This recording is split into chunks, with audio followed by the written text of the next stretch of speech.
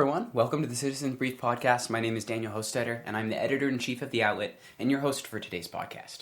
If you haven't heard of the Citizens Brief, we are a nonpartisan political daily newsletter produced by students. If you want to learn more about us, go to thecitizensbrief.com. Again, that's thecitizensbrief.com. You can read our past archived editions there. We're up to 40 editions now after starting in November. And you can listen to our podcast there. There's a playlist where you can listen to that, and you can see all kinds of links to our other publications as well. So today, again, I'm going to bring on Jacob Custer to talk on our podcast today about the Iowa caucuses. Jacob Custer was on our podcast last week, and it's a blessing to have him back. He's a wonderful columnist, and he's steady. He's contributed almost every day. He's our specialist in European elections and European affairs. So Jacob, today we're going to talk about the Iowa caucuses. They took place on Monday, and this is the first caucus in the nation. So basically how it works is Democratic voters, because this was the Democratic caucus, all the Democratic voters in a certain precinct, which would be like an area, like in Pennsylvania, we would go to, say, the local fire station or something to vote. So all the people in the precinct that are registered Democratic voters and are interested in caucusing would go to that caucus area. Often it's a high school gym or a conference center, and there's a surrogate from each campaign there, say one from the Biden campaign and one from the Yang campaign and one from the Sanders campaign. And they all stand in their own corners with their little, like, Biden for president t-shirt. And they basically give these little speeches to convince Democratic voters to come to their sides, which is a really interesting and different technique than is used in normally semi-closed and closed primaries, as in New Hampshire and in a state like Pennsylvania. So basically, after the first round of stuff is decided, the candidates are analyzed and the voters are counted up. And if a candidate has less than 15% of support in that certain precinct, then they are considered non-viable. The other candidates that get over 15% are considered viable, and those viable candidates cannot switch support in the second round. The people that are supporting the non-viable candidates, so anyone that's supporting, say, Andrew Yang, who polled at about 5% on Monday, could switch to another candidate in the second round. So someone like Pete Buttigieg or Bernie Sanders, who's polling over 15%, tried to convince people of like Amy Klobuchar or Yang or Steyer to come over to their side. So it's a very interesting process. So these took place on Monday. Jacob, why are the Iowa caucuses so important in the Democratic nomination process? Yeah, so it's the first caucus in the race for the Democratic nomination. So it's really important for the Democrats to choose their candidate to run against the Republican nomination, which is it looks like it's going to be Donald Trump. He looks like he's really beating the other contenders for the Republican nomination. So he's an obvious candidate. Right. And an interesting fact about Iowa is that they are 90% white. 90% of their electorate is white. So that definitely changes the dynamic. As Democrats are becoming more diverse, there's more and more concerns about whether Iowa is really the best representation of the party. But some Republicans and some people that counter that would argue that a place like Nevada, where there's a lot of Hispanics and Latinos, and a place like South Carolina, which is majority African American, those primaries and caucuses are not long after Iowa. So they argue that it creates a better picture in totality when you add in those states. So the Iowa caucuses took place on Monday, and normally the caucus results are announced that night by the state Democratic Party. But this year was different, and it created a very interesting mishap. So basically this year they tried out a new reporting app. Before, the precinct captains and the local officials could report the results of the caucuses just by phone. So they would call into the state party and read off the results, and it would work that way. But this year they tried a new reporting app that they could use on their phones to type it in to try to streamline and modernize the process. But the only problem with this app is that they hadn't extensively tested the app statewide.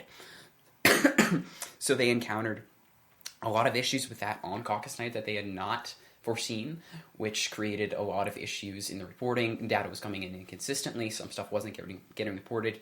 So the party decided not to report the votes to the media or to the candidates or to anyone until really yesterday. There was not much released. On Tuesday, there was a press conference with the head of the Iowa Democratic Party, and he came up and said, look, there's technical issues in the code, and I can't do anything about it. So they've been working really hard to fix those coding issues. Right now, they're at 97% of precincts reporting finally, and this is almost 3 days later. So this is a huge deal for them. It's really been exploited by Republicans as saying that Democrats can't do their job, which is really interesting. But it has had a large impact on the candidates that are winning, because normally they get the Iowa bump, is kind of the what is called. They get the bump going Iowa into New Hampshire, but someone like Buttigieg or Sanders might not get that because of the delayed results. So right now, 97% of the results in, Pete Buttigieg has 26.2% of the state delegates, while Bernie is right on his tail with 26.1. Bernie is currently still winning the popular vote, but because of how the delegates work, Buttigieg is just ahead in delegates. So it will come down to the wire. They might both claim victory in the end just because of how it works. Warren is a little bit behind with 18%. Biden is near 15%, which was a little bit lower than he was expecting. And Klobuchar really surprised with about 12%. So, Jacob, who stands to gain the most from this delay in the results? I think the Republicans have the most to gain from the delay in results, because it shows that the Democrats are not really on par, and aren't ready sort of with a nomination. They feel uneasy about who it's going to be. They're not sure if it's going to be Bernie Sanders or Warren, who are a little bit more outspoken on the Democratic side. So it's really a toss-up. It's anyone's game. And as you said about Sanders and Warren and some of those more outspoken progressives, how do you see this battle in the Democratic Party working out between the more progressive left and the more centrist, like the Bidens and the Klobuchars? How do you see that battle playing out during these next couple primaries? I think that the moderates have more of a base because you have a lot of older Democrats. So older Democrats are going to be more inclined to vote for moderates, while younger people are going to vote for more outspoken progressives like Warren and Sanders. But I don't think there are enough young people interested in progressivism these days. It's more of like the older generations, like the boomer generation. After World War II, there was a shift in politics for more progressive policies, advancing globalism to eliminate war and poverty. So that was the progressive push for globalism right after World War II. And that was a characteristic of the boomer generation. It's sometimes called boomer liberalism. And that's a phenomenon. But younger people are more conservative, I would say. My observation. You see that? I've definitely seen that. So I think a moderate is more likely to win. Right, and with so many older voters going out to the primaries and the caucuses, like there's still a much higher percentage of the boomer generation going out than, say, the millennials or Gen Z who's starting to vote. But as we see this kind of contrast between the farther left of the party and the moderate, as you've been saying about, do you feel that it's going to come down to a two-horse race, and who do you feel like those two candidates could be? I think it might be Warren and Buttigieg. I think Warren is the more favorable among progressive Democrats. I don't think a Democratic socialist like Bernie Sanders could win all of the states, and he's very old, so I don't think younger people are interested in having an older candidate. So I think Warren might be the best option for them. She's not as old as Bernie, but she's definitely a strong progressive that's favorable among progressive Democrats. And Buttigieg seems to be very popular among working class Democrats, working class progressives. Right. So I think it might be Warren and Buttigieg. So do you see the Buttigieg-Biden, those are kind of the two main, more moderate and centrist candidates, with Klobuchar lagging a little bit behind, kind of in Joe Biden's lane. But do you see Pete Buttigieg as gaining enough support from minorities to overpass Biden, as Biden has a lot of African-American and Latino support? Do you think that Buttigieg's support with working class, do you think that is enough for him to overcome Biden? I think so.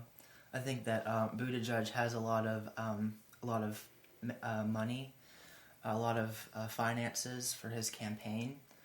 He's reached out to a lot of billionaires. I know it's been in the news recently he's reached out to those people, and they're willing to give him money, and that's up to him how he finances his campaign. Right. But yeah. I could definitely see Buttigieg, especially because he's winning the Iowa caucus right now, which to some was a surprise. I'm honestly not surprised. I know that he has a lot of that working class support, like the Iowan non-college educated, some of the people that would have voted for Trump, even in 2016, I could see being pulled by Buttigieg. But it's going to be interesting to see if the Iowa bump, however mystified that is, I don't really know if it even applies at this point because of the delay in results. Yeah. But it'll be really interesting to see how much that affects Buttigieg going into a place like New Hampshire, where more of the voters are college educated, and Bernie does seem to have a little bit of a headway there. So actually going into that, what is next? So the New Hampshire primary, which is the first primary in the nation, and the second out of the primary and caucuses, starts next Tuesday. Polls are going to close, I think, about 7 o'clock p.m., so we should get the results not long after that. Hopefully, if there's no mishaps again, there's going to be 33 delegates to the National Convention that are up for grabs. The difference in turnout will be interesting. Only about 150,000 to 200,000 voters in Iowa came out to the caucuses, which is really an interesting stat to look at. I know my mind was blown when I saw that because we put so much attention on it, yet it's only 200,000 or so Iowans. So that is a really big difference compared to New Hampshire. In New Hampshire, because it's a primary and it's a little bit less intensive, you don't have to know quite as much about the process to attend. It's compared to about 50% of registered Democrats in New Hampshire that show up. I think it was 52 in 2016. And New Hampshire is more college educated, a little bit more diverse. You've got that Ivy League vibe going up there. So right now, in a Real Clear Politics poll, which just came out about a week ago, Bernie is at 25% right now. Biden is next at 17%, which is interesting. That's right now he's polling in fourth in Iowa. So this would be a bump for him. Buttigieg and Warren are both about even at 14%, with Buttigieg just a little bit ahead. So it'll be a very interesting primary. I could see Bernie running away with it in a way, but it'll be interesting to see how long his support is sustained. Yeah, and New Hampshire is right next to his state of Vermont. Right. So he has a lot of support in the New England states. But I think Buttigieg might outpace Biden because, like I said, with more moderate progressives, I think Buttigieg is the most favorable among them. Biden has just lost steam. I think just his the way he expresses his ideas are not very fluent, and so I think Biden is losing steam, and Buttigieg might outpace him. I personally don't trust polls, so... Yes, understandably. They're all over the place. Like we saw in 2016, Hillary Clinton was favored to win by almost everyone, by a large amount, and Trump came out of nowhere. He had a lot of supporters kind of behind the wall, but it's interesting to see, like you said about Buttigieg, he really is taking a good middle lane right now. He has a lot of appeal to more moderate, and some more progressive voters as well that aren't comfortable with the leftism of Warren or Sanders, but they also aren't a fan of Biden, and they want to move past the Obama years and move into something new. So it's a really interesting road that he's taking. I would agree with you. I think that he could gain a lot of support from those kind of voters. And Biden he's getting older. He hasn't really had much enthusiasm lately. He's really been down. So it'll be very interesting to see where the moderate wing of the party goes from here. Definitely. And in other news, there's some stuff happening in Europe, and Jacob is our European expert, so we wanted to give him just a few seconds to talk about Europe. Yeah. So Le Pen in France, she's the further right candidate for president in 2022. There's going to be a French presidential election, and she borrowed money from, or her party borrowed money from a Russian company, and they haven't paid back that loan. So they're going to court, and the Russians have sued.